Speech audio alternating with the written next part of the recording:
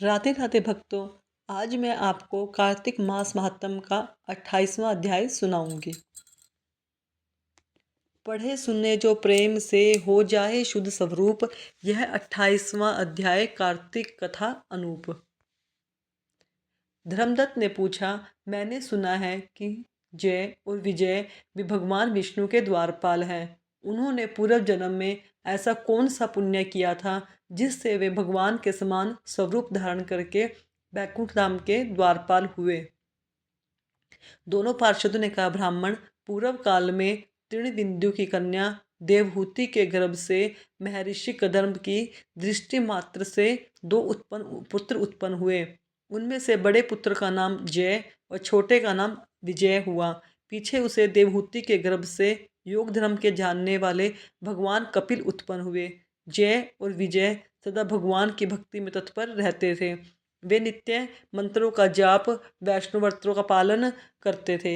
एक समय राजा मरुत ने उन दोनों को अपने यज्ञ में बुलाया। वहाँ जय ब्रह्मा बनाए गए और विजय आचार्य। उन्होंने यज्ञ की संपूर्ण विधि की। यज्ञ के अंत में उन्होंने राजा मरुत ने उन दोनों को बहुत सा धन दिया। धन लेकर दोनों भाई अपने आश्रम पर आए।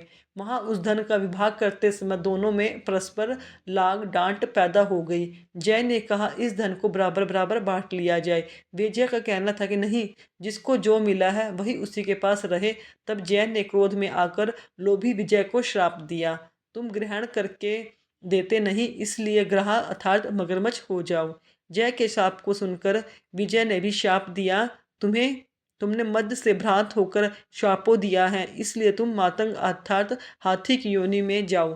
तत्पश्चात उन्होंने भगवान से शाप निवृत्ति के लिए प्रार्थना की। श्री भगवान ने कहा, तुम मेरे भक्त हो, तुम्हारा वचन कभी असत्य नहीं होगा। तुम दोनों ने अपने ही दिए हुए इन शापों को भोगकर फिर से मेरे धाम को प्राप्त होगे। ऐसा कहकर भगवान विष्णु अंतर्ध्यान हो गए। तदंतर वे दोनों गंड नदी के तट पर ग्रहा और गज हो गए। उस योनि में भी उन्हें पूर्व जन्म का स्मरण बना रहा। वे भगवान विष्णु के व्रत में तत्पर रहे, किंतु वह किसी समय वह गजराज कार्तिक मास में स्नान के लिए गंड नदी में गया तो वहां उसे ग्राहक ने शाप के हेतु स्मरण करते हुए उस गज को पकड़ लिया। ग्राहक से पकड़े जाने पर गजराज ने भगवान रमानाथ का स्मरण किया।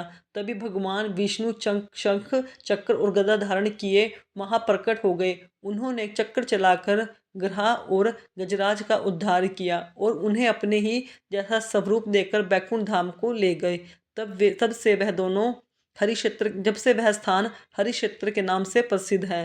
वे दोनों विश्वविख्यात जय और विजय हैं जो भगवान विष्णु के द्वारपाल हुए। धर्मदत्त, तुम भी ईर्ष्या और द्वेष का त्याग करके सदैव भगवान विष्णु के व्रत में स्थिर रहो। समदर्शी बनो। कार्तिक माघ और वैशाख के महीने में सदैव प्रातःकाल स्नान करो। एकादशी व्रत के में स्थिर रहो। तुलसी के बगीचे की रक्षा करते रहो। ऐसा करने से तुम भी शरीर का अंत होने पर भगवान विष्णु के परम धाम को प्राप्त होवोगे। भगवान विष्णु को संतुष्ट करने वाले तुम्हारे इस व्रत से बढ़कर न यज्ञ है, न दान है और न तीर्थ ही है।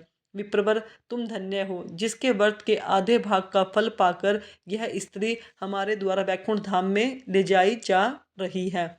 नारद जी बोले, हे राजन, धर्मदत्त को इस प्रकार उपदेश देकर वे दोनों विमानचारी पार्षद उस कलह के साथ वैकुंठ धाम को चले गए। धर्मदत्त जीवन भर भगवान के व्रत में स्थिर रहे और देहवासन के बाद उन्होंने अपनी दोनों स्त्रियों के साथ वैकुंठ धाम प्राप्त कर लिया। इस प्राचीन इतिहास को जो सुनता है और सुनाता है वह जगत गुरु भगवान की कृपा से उसका सानिध्य प्राप्त करने वाली उत्तम गति को प्राप्त होता है। राधे राधे भक्तों।